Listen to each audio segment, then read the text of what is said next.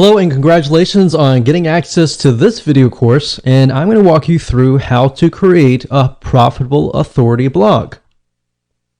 So this is video number 1, which is the introduction and getting started. Now, before we jump right in, I want to jump in and talk about mindset because I want to make sure that you're in the right mindset before we get started.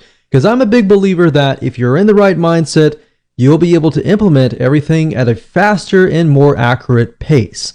So what I found over the years is that too many blog owners fail because they focus on the misconception or the belief that if you have the right tools or you have the software tools or the WordPress platform or the right blogging platform, then you'll succeed. But the reality is that really, it's not about the blogging platform. It's not about the software tools or any of that. What really it's about is figuring out what your strategy is if your niche that you're going to go into is going to be profitable or not. That's really what it's all about. So the secret is to start with a niche that you are truly an authority in. So this video course is all about that, how to find your niche, but how to make sure that you're in fact the authority. And we're going to put things through a test, and you'll see several tests in the beginning to make sure that is true. Plus, in addition to that, you want to make sure, of course, that it is profitable, that you have enough products to sell, and that you can increase your revenue stream. So what I want to do now is give you a quick overview of what's inside this video course. So you know exactly what to expect, and then of course you'll be able to see all the pieces of the puzzle, and then you'll be able to implement them at a faster rate. So this of course is video number 1. Video number 2 is find a profitable niche. So we're going to do some brainstorming. And video number 3, we're going to do the longevity test to make sure that that niche can last a long time, for decades, literally. And video number 4, we're going to talk about the authority test to make sure that you are indeed the authority. How do you know?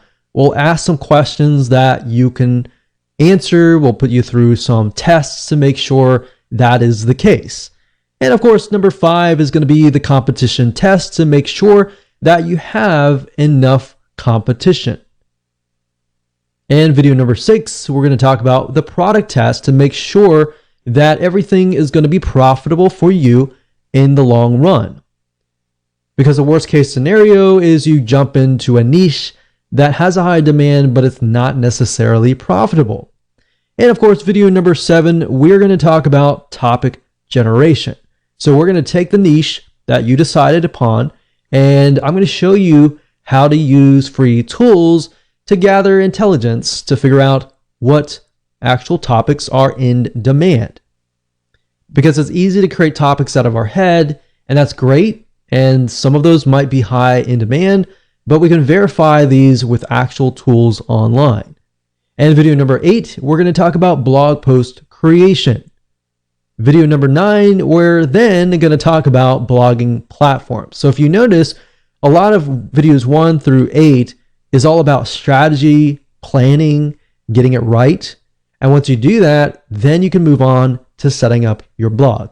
Then you can think about the software tools and all of that. All right. So with that said, let's move on to video number 2. Welcome back. This is video number 2, and we're going to talk about how you can find a profitable niche that you are an authority around. And as we're thinking about that, I want to ask you a question, which is, what are you interested in? What are you passionate in? And I want you to keep that question in your mind. And the reason being is because I want to address an issue. And the issue is that many people tend to choose niches based on profitability. And that's the wrong way. Here's what you should look for. You should look for something that you're interested in, because if you look at the profitability or the money first, you will fail eventually, because you'll eventually run into a roadblock and you will get overwhelmed, it'll be boring, and you'll have no interest in it to continue. And another thing is you won't look like you really know what you're talking about. So start with your passion. And the great thing about that is that people will trust you. They will begin to see that you're passionate about it. Have you ever been to maybe a blog or a webinar or something of other, and you have noticed that the speaker is not passionate whatsoever? They just feel like they're there because they're there. Does that really make you want to trust them? If they are not really passionate, that you can tell that they don't really know what they're talking about, but they're just trying to get by, that probably turns you off, right? Well, same goes here. You don't want to portray that in any way. What I'm trying to get here is that you want to portray yourself as the expert. And to do that, you need to be passionate about the niche. So over time, like I said, things will get boring and you will lose sight. And once you've lost sight, that is the beginning of failure. So what I'm trying to do is I'm trying to set you up for success. Now, here's an example here. A while ago, I considered a niche called scrapbooking. I had zero interest in it, but I did this because I was trying to follow the money. What happened was it flopped. It died. So what I realized over the last decade was what gets you over the roadblock is being passionate about the niche. So here's my recommendation to you, and I want you to take this exercise and just go ahead. Step one, just pull out a pen and paper, pause the video if you want to, and just sit down and just begin to jot down all of your hobbies, things that you've invested money into, things that you've been passionate about. Maybe it's something that your family's passionate about. Think about all the pains that you've been through or your loved ones have been through, and jot those down as well. Because let's be honest, if it's a pain, you've probably done enough research about it to know the advantages and disadvantages of certain solutions and all of that. So let's say, for example, you have had a kidney stone. If that's the case, then you passed it without needing surgery, then somebody else out there is probably going to want to learn from you, right? So you have some sort of experience in it. You felt the pain, you felt the suffering, you've been through and done that. So you can relate to the people that are going through it. So basically think of things that you're passionate about. And if you want to pause this video and just go ahead and do that, that's fine. After you've done that, step number 2 is now, out of these that you have written down, I want you to pick and choose the ones that you're extremely passionate about. Now, hold on to this, because in the next video, we're actually going to discuss how to ensure that you can make sure that you can do this for the long term and that this passes the longevity test, which is the next video. Hello and welcome to video number 3, and we're going to talk about the longevity test. So here's a quick and easy short test that you can utilize to figure out if you're really passionate about the niche in the long term. Because you might be okay right now, but we really want to know if it's going to last for a decade or more. So in the previous video, you created many different topics and then you chose one. Now, the fact that you're passionate about this topic means that you're more likely to succeed in the long term, but we want to make sure that is the case. So here's what I want you to do. I want you to get a timer, whether it's your phone, whether it's your watch. From this topic, what I want you to do is try to jot down at least 10 to 15 different but very specific topics around this one topic. So in other words, let's do half an hour. And let's see how fast you can create specific topics around this niche. So say, for example, let's take the example of kidney stones. We can think about with kidney stones, there can be dieting. For example, certain foods create kidney stones, and certain things, certain supplements can actually help pass the stone without surgery. Now, can you create 10 or more topics? So I created 2 out of those. Or let's say, for example, lowering cholesterol. We have dieting, we have exercise, we have cardiovascular exercise, we have aerobic exercise, we have other different options as well. So what we're trying to do is figure out how many topics you can create. So go ahead, Do that now, pause the video. If you got 10, great. If you got 15, super. If you got 20, awesome. But if you got at least 10 within less than half an hour, then that's a good sign. That means that in your brain, you're able to produce topics right away and that you're actually passionate about this niche. Now, are you stuck? Let's say you tried it and you weren't able to think of anything. If you're stuck, then that kind of means that you need to move on to the next one. So look back on the list of pains and hobbies, pick another one, and go through the cycle again until you find one that works. Now, here's the final test. Let's say you found something that you were able to write 10 for. Is this something that you would feel comfortable writing day in and day out? Is this something that you're willing to get educated about and increase your knowledge about, read books about from other experts, talk to other people about, surround yourself with people who enjoy this topic, and would you be happy with all of that? If you said yes to all of these questions, then this might be a good topic of choice. So that brings us to the authority test next. Hello and welcome back to video number 4. This is the authority test. When it comes to being authority, you always want to be one step or one level ahead of your audience. What do I mean by that? I mean, if your audience are newbies, you want to make sure that you are at least in the intermediate level. Or if your audience are intermediates, then you need to make sure that you are an expert in that niche. And the reason being is because you need to be several steps ahead to ensure that you answer their questions. In other words, you need to make sure that you can gain their trust by providing value, and that way they understand that you have been through what they are going through right now. Because if you're going through what they're going through right now, they might see you as the same level as them. They don't really see you as the authority. They see you as maybe somebody who's a friend or somebody who understands what they're going through, but not yet has encountered the future. See what I mean by that? You have encountered the future, and therefore you can give them advice and tips to help them. So people want to know essentially if you are ahead of them, because basically the reality is if you do not know what you're talking about, people can see right through you. They won't trust you, and in the end, they will not buy from you. Because at the end of the day, people buy from people that they like and trust. So trust is a bigger, major factor here. So that's really what this whole formula is all about, is how can we get people to trust you?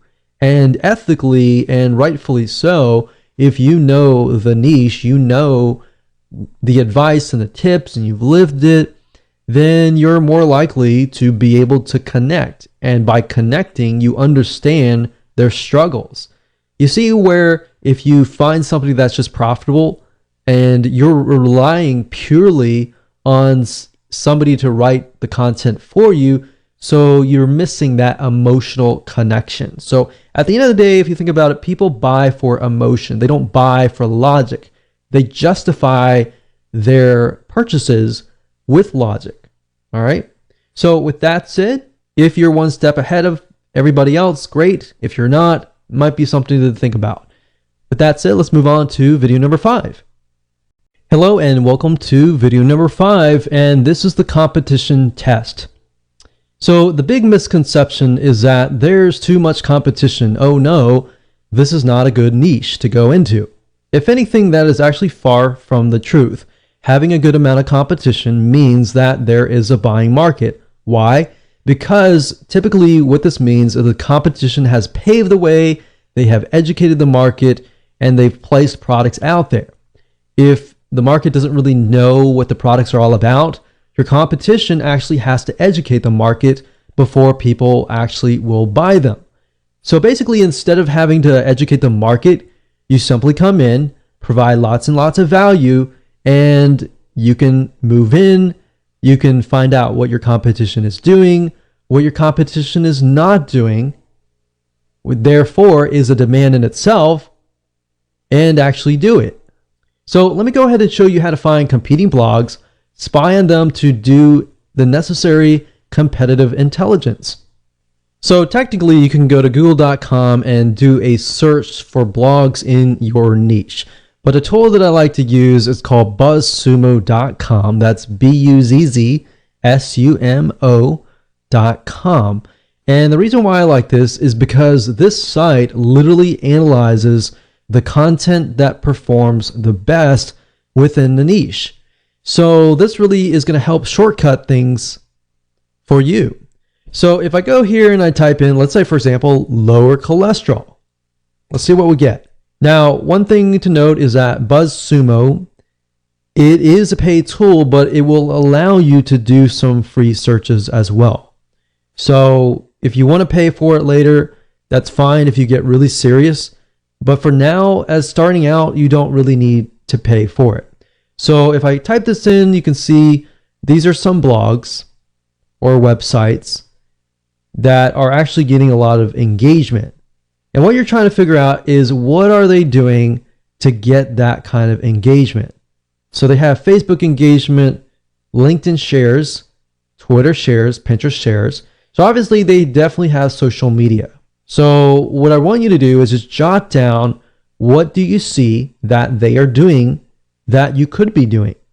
So let's just take a quick look at these sites and see what they're all about. And by doing so here, this is a good way to figure out topics as well, which we'll talk about later on.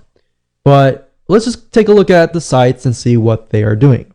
So if we go here, it's theheartysoul.com, and we can see they have different sections, one for food, one for body, one for lifestyle, and it's just these three categories, and then they have subcategories within each. So for example, food, when it comes to lowering cholesterol, there's breakfast, there's snacks, there's entrees, there's salads, there's quick and easy meals, there's sides, there's desserts, beverages, specific diet, brands to avoid, herbs, spices, and more. So you could even jot these down if you wanted to and categorize them. And if we scroll down, we can see that this article here talks about statins don't lower cholesterol. So statins is something that it's a drug that people use to lower their cholesterol.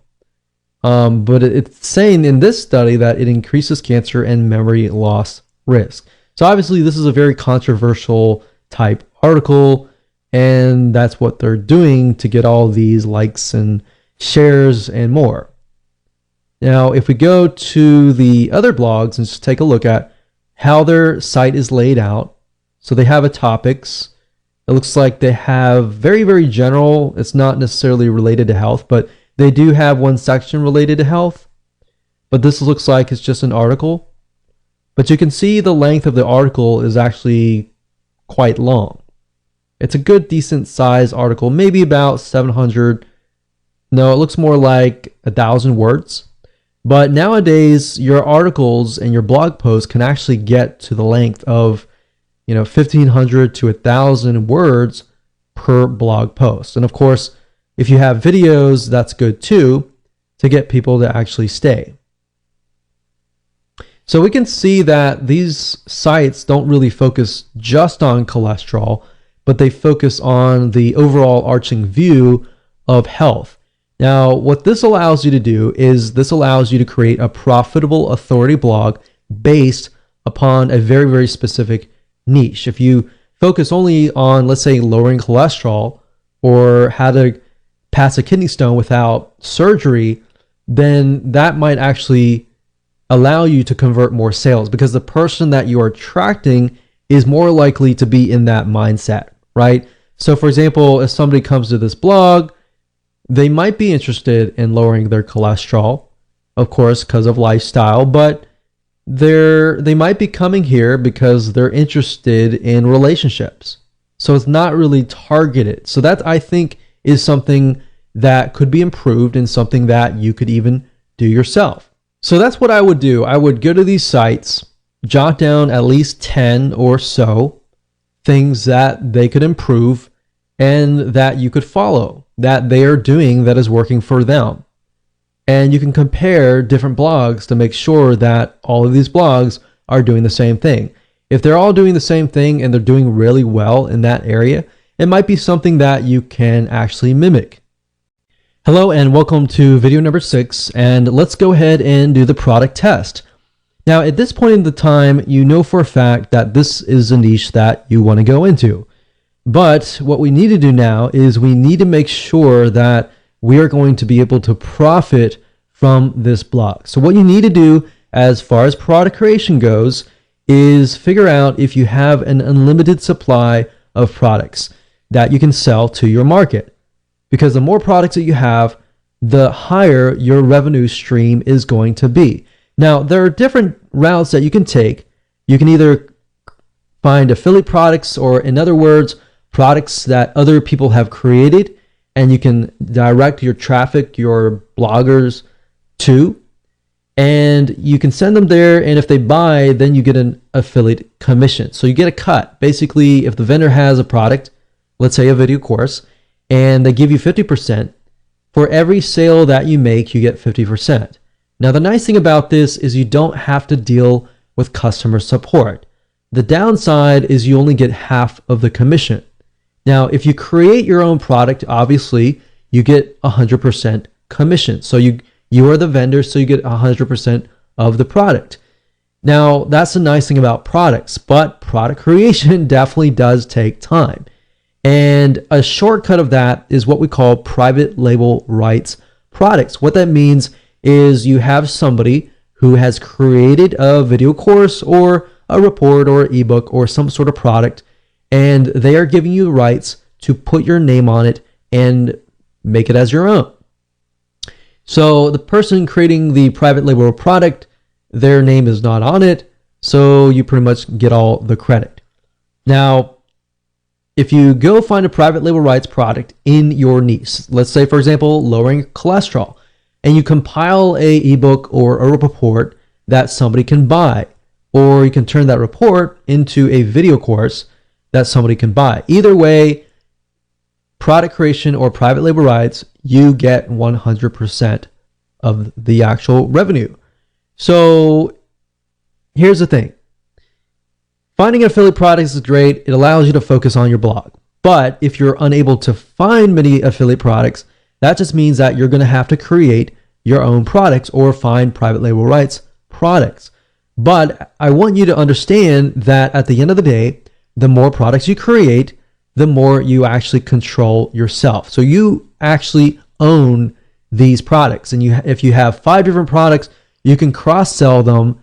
If somebody buys product 1, you're more likely to present them with product 2, 3, 4, 5. And if they like you, and if they like your products, they're more likely to buy the other products. And that's the beauty of this, is you can pretty much do however you wish if you own the product. So what I want to do now is just head on over to Google. I'm going to show you real quick how to find products that you can sell, if it's an affiliate product, or if you want a private label rights shortcut. So this is going to be a quick and easy exercise. Simply go to google.com, and then of course in the search box type in private label rights, and then place the next word to be your niche. So in this case, if that's lower cholesterol, let's see what we get. So you're going to see PLR or private label rights. You can do a search for PLR as well. Same thing, same acronym. And you can see that, this is $3.49. It's 30 days to lower cholesterol, PLR ebook.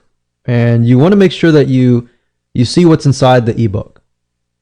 Now, I can't say for everything. Some ebooks are created with tons and tons of high quality, and some are created and they're not really good quality. So you really have to pick and choose. I mean, it's not really expensive. So at the end of the day, you can look at it, and if it's great, if it needs to be rewritten, you can hire an article writer to do a total rewrite of it. Or another thing you can do is you can head on over to Upwork.com or Fiverr.com, which is Fiverr.com, and find somebody to turn these articles into videos, which is something that most people don't do, but that's an extra step that you can take that really adds a lot more value. Now, aside from private label rights, finding affiliate products or products that have vendors who have created a product that you can promote to get an affiliate commission, you go to clickbank.com and you click on their affiliate marketplace and you type in a keyword here. So let's say cholesterol and see what we get. So out of this, we can see there's 122 products, which is a good thing. That means that we have enough products that we could potentially sell. And as you can see here, the initial sell is $24.45, and that means that you're going to get that amount of money. And some of these have rebill, so some of these have recurring membership sites attached to it. So if you sell it once, you can get paid over and over again over the course of a few months. So what we're trying to do is we're trying to just glance really quick. You don't have to buy anything right now, just kind of get an idea, is there actually affiliate products out there that we can sell and promote and get a commission? And we can see that there is indeed 122. All right. So another thing you can do is you can go to Google and we can say lower cholesterol or just cholesterol affiliate program and see what kind of affiliate programs are out there for products that are helping people lower cholesterol. And you would simply go here, you would take a look at it. You could contact the vendor to get more information or even get private access or complimentary access to the actual product to test it out to make sure that it is good for your list. So over time, if you build a list of, let's say, 500 people or 1,000 people, over time you have more leverage the bigger your list is, or the more interactive your actual list is. So lists can be email lists, it could be Facebook likes, it could be Twitter followers, and more. But this just gives you an idea about what is actually out there and if you have enough products to sell on your blog for the future. Hello and welcome back. This is video number 7 and we are going to talk about topic generation. So it's time to go one step further and figure out a larger list of topics. Now, we obviously have a list that we created earlier, but we want to make sure that we verify that they are truly in demand, and that is something that people are asking for out on the internet. So how do you go about verifying this? Let me go ahead and show you. So there are several tools that you can use that don't cost you any money to try to figure out topics that are in demand, that people are searching for. And the two sites are Google and SEMrush. Now, SEMrush does cost money, but at the same time, they do allow a free search, which gives you a limited amount of topics. And as you can see here, I went to SEMrush, that's SEMrush.com. And the keyword overview, as you can see here, I typed in lower cholesterol, so kind of following the topics that we've been talking about earlier. And as you can see here, you can choose countries, but I would advise just choose one country. And as you can see here, we scroll down, we can see phrase matched keywords. So as far as lower cholesterol goes, we can see here how to lower cholesterol. We can see the CPC, or what advertisers are willing to spend. And that's a good sign. If they're willing to spend money on a specific keyword, that means there is demand. As you can see here, foods that lower cholesterol lowering foods. So there's a lot about foods. You can see that there are other keywords as well. There's ad copies, there's organic search results. You can also use BuzzSumo as well to generate topics. And in addition to this, if we head on over back to google.com, up at the top here, if you put in the address bar a keyword, let's say, for example, lower cholesterol, you'll notice that as I begin to type things out, Google will actually try to complete your sentence with lower cholesterol diet, lower cholesterol fast, foods, exercise, and recipes. Now, if I were to, let's say, type in lower cholesterol, just flat out, and I scroll all the way down to the bottom, you will see a larger list of searches related to lower cholesterol. Now, what this allows you to do is it allows you to see the high demand searches. In other words, Google's not going to show keywords up at the top unless people are actually searching for them. So if thousands among thousands of people are searching for them, that's something to be aware of. Now, what this allows you to do is it allows you to drill deeper. So let's say, for example, that we want to do a search for lower cholesterol foods. And we do a search for that. And if you scroll all the way down to the bottom, you will see everything related to lower cholesterol foods. So we can see cholesterol in almonds, breakfast, food lists, recipes, how to reduce it naturally without medication. So we can see that, and can I get an idea of the type of person that is searching? So we can see just from this list that the person searching is more likely to want to reduce their cholesterol, and with natural home remedies, with supplements, with dieting, and everything naturally. So if that's the case, let's do a search again for lower cholesterol plan and see what we get. So let's scroll down all the way down to the bottom, and we can see that the plan consists of diet plans, how to lose weight. So losing weight can be a factor. And we can see Indian diet plan. We can see Mayo Clinic diet plan. So many different diet plans. So what this allows us to see is allows us to see the overall general idea, which is lower cholesterol. And within that, we can see that there's things like dieting. So let's just create a notepad here. So lower cholesterol. And within that, we can see diet. We can see recipes, which recipes, of course, fits into diet. We can see exercise. You can ask yourself, what type of exercise? Lifestyle changes. What type of lifestyle changes? So as you're beginning to type these out, ask yourself questions that other people would ask, like what type, or what if, or why, or how, or when. So who, what, when, where, how kind of thing. So that way you can expand upon not just the general niche and the sub niche, but you can expand upon that. So you could see this diet and recipes could become one whole vertical of just topics, tons and tons of different diet plans, tons of different recipes, different types of exercises. We have, swimming, we have cardiovascular, aerobic type exercises, running, how long.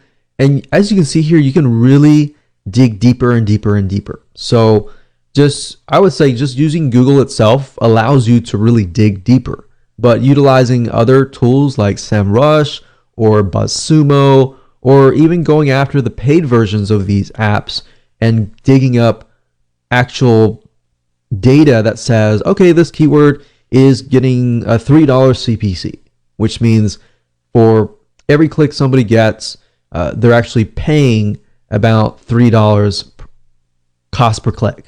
All right. So that's basically all you need to do right now is just do a little brainstorming, do a little researching, and create a list of topics that Google has proven to you that it is in demand. All right. So with that said, let's move on to the next video. Hello and welcome to video number 8. And let's talk about blog creation. How do you go about creating the blog posts now that you have a list of different topics that you might want to create? Should you use videos, or should you use articles, or how long should they be? Now, if you took a look at the BuzzSumo examples in the previous videos, you notice that the articles were pretty long. They were about 1,000 to about 1,500 words for an article. And that's pretty much standard nowadays. But if you can get to a point where it's like 2,000 articles and you have a video, that actually will keep the retention rate of somebody who lands on your blog. So that's the recommended thing to do, is to create an article, and you can outsource this if you want, but I would recommend you actually try to create the blog outline yourself, because if you're passionate about it, it's going to be easier. And one little tip that I have to say to speed up the process is be using something like your iPhone.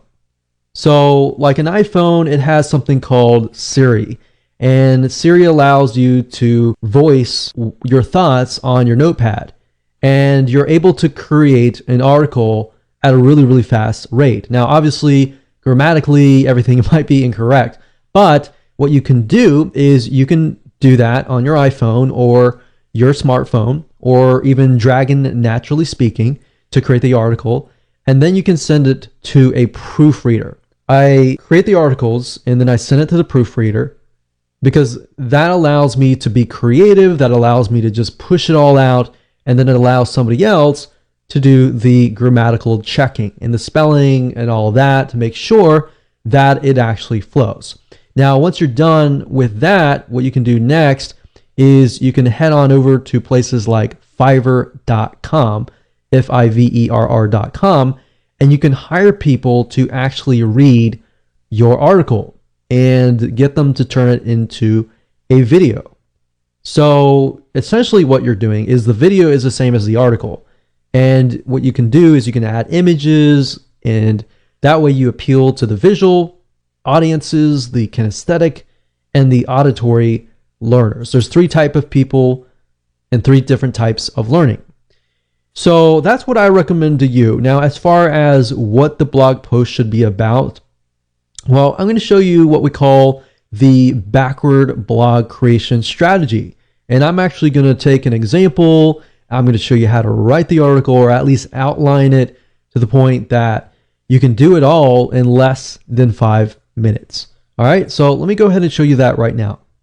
Okay, so the reason why I call this the backward blog post strategy is because what we're doing is we're moving backwards, if that makes sense. And it'll make more sense once we dive right in. But as you can see here, what you're trying to do is you're trying to find an already proven blog post. We're not plagiarizing, we're not copying anything, and just want to get that out of the way. But what we're trying to do is we're looking at what is proven and extracting from that and making it more specific, making it more unique, and making it better, essentially. So we find that proven blog post, and then what we do is we can break it up. So this one proven blog post could essentially become 10 or 15 or 20 even smaller blog posts that are actually more specific. So let me show you this in action. This is super, super easy to do. We're not plagiarizing by any means, so I just want to make sure we understand that and that is clear. So let's move on and let's talk about lowering cholesterol again. So lower cholesterol foods. You notice that in the previous search that we noticed that a lot of foods, a lot of natural remedies. So let's kind of focus on that, because that seems to be what people are searching for. So let's just type in lower cholesterol foods and see what we get.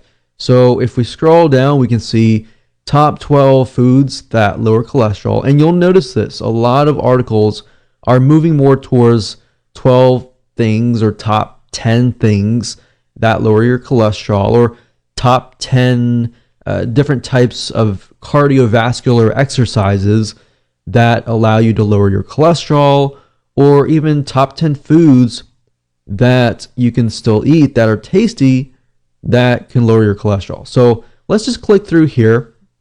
We'll click this one here, and let's just start from there.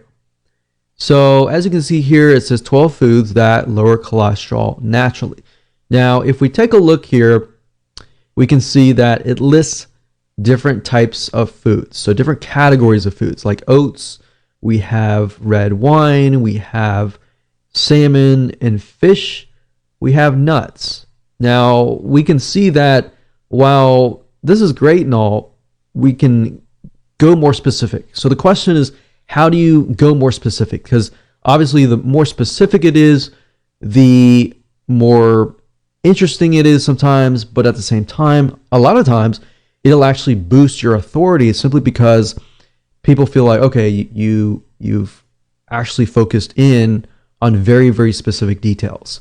So instead of saying like the top 12 different foods that lower cholesterol, what you can do here is say, for example, fish. You can say the top 10 fish that actually lower your cholesterol, or top 5 fish that lower your cholesterol, top 5 types of nuts. Because as you can see here, there are many different types of nuts. There's our pistachios, for example, that can help lower cholesterol. And there are many other types like almonds that can help as well. So try to go through here and just break it down. So let's just go here, and we can see here that it's talking about nuts, oats, red wine, salmon or fish, nuts, and let's scroll down and see what else. So we can see teas, we have beans, we have chocolate, we have margarine, and we have garlic and olive oil. So there are actually other olive oils or types of oils that can lower cholesterol. So we can do oils, and let's just start with that. So obviously oats are oats. Red wine, there might be different types of red wine. So maybe we could do top 5 types of red wine, or top types of fish, top 5 types of nuts, and top 5 types of oil that lower your cholesterol. Now, indirectly, what you're doing here is, even though it is very, very specific, you're actually helping Google figure out what your site is all about. So there we go. From this one article, we were able to create 4 different articles. And because it's all very consistent, all we have to do now is we can go back to Google and type in, let's say, top beans to lower cholesterol. So right off the bat, you can see eating a cup of beans can lower your cholesterol as much as 10%. So we have navy beans, kidney beans, pinto beans, black beans, and chickpeas. That's already 3, 4, 5. So there you go. So you can easily find other articles out there that are based on these articles. So you can hire an article writer. Of course, there are many different places that you can go to hire article writers. Fiverr.com, that's Fiverr.com, is one good place to go to. And another place that you can go to is Upwork.com. And you can find very high quality article writers, and really all you need is a few. Just start out with one. And then, of course, as you expand, you can hire a few more. But what I like to do is I like to hire a couple first and see which ones I like, their writing style, and how well they work with you. And then you can outsource it. Or you can either do it yourself and very, very easily do it because you have it. It's more specific. The more specific it is, the easier it is to write. So for example, going back to nuts, we have number 1, pinto beans. Number 2, navy beans. Number 3, 4, 5. So all we need is 3 more, which we have those. So kidney beans, chickpeas, and butter beans. So all you have to do is simply hand this to an article writer and say, hey, I want you to write an article on the top 5 types of nuts that lower your cholesterol, and I want you to cover the what and the whys. So basically, this is how it goes. As far as writing a blog post, to make sure that they convert, you always want to cover the what and the whys. You can cover the whens, that's fine, but you don't really want to cover the how. The how is the solution. So the solution is a how, and that essentially is what you are trying to get somebody to buy your product, is the how. So you get people interested in lowering their cholesterol. They learn about the what's and whys, and now they need to learn how to do that. All right. So that's how to create a high converting blog post at a very, very fast pace.